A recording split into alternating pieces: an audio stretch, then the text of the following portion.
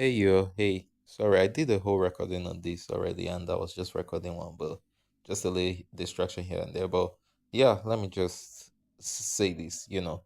As you guys can see, we're talking about Euphoria, and this is not going to be long because there are lots of reaction, and I don't even get views like that on my major videos, just on my shorts.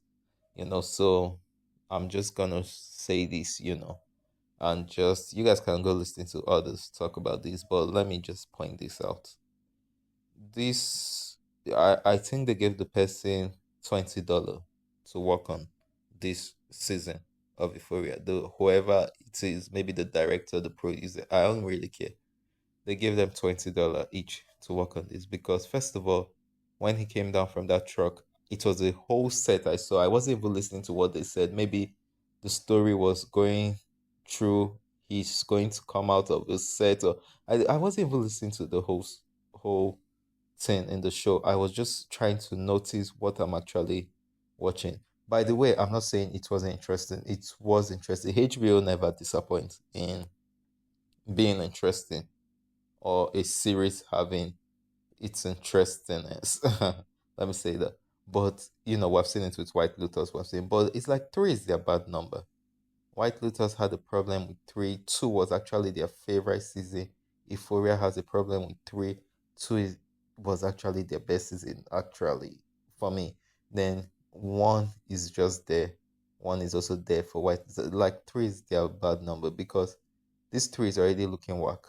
Is no offense, but I'm not saying it's not interesting. It isn't. It is. Episode one was at least interesting. You know, and by the way, I'm not saying I don't like the vibe. So don't get me wrong. What I'm saying is that the reenactment they do, and the same thing they did with White Lotus 3, they did some kind. Okay, White Lotus. The difference is that because of its different characters, different destination, but reoccurring things happen, and sometimes reoccurring characters. It's easier to still say, okay, it wasn't too much of a reenactment. But with Euphoria, this is a new vibe to it they're giving us, which is not bad.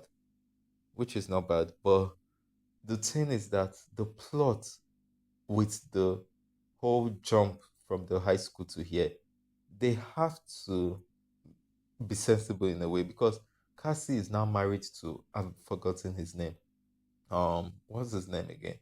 You guys know who I'm talking about, the guy from Kissing, but who Cassie is married, fiance, married, I don't know, whatever they are.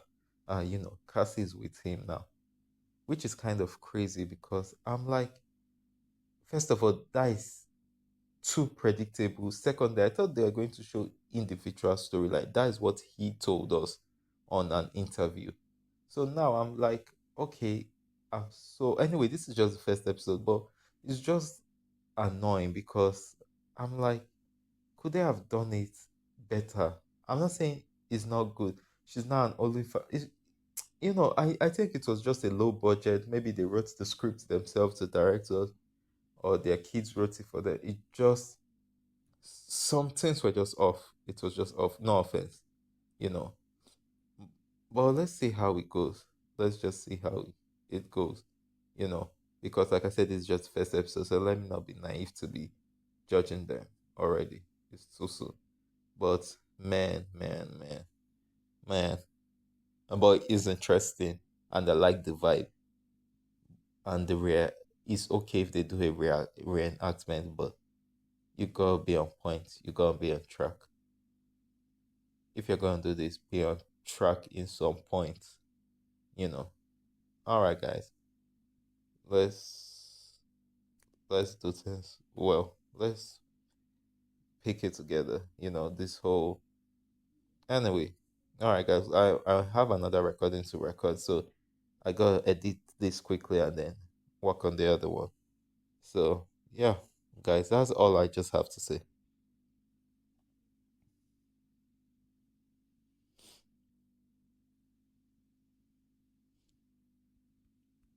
Yeah.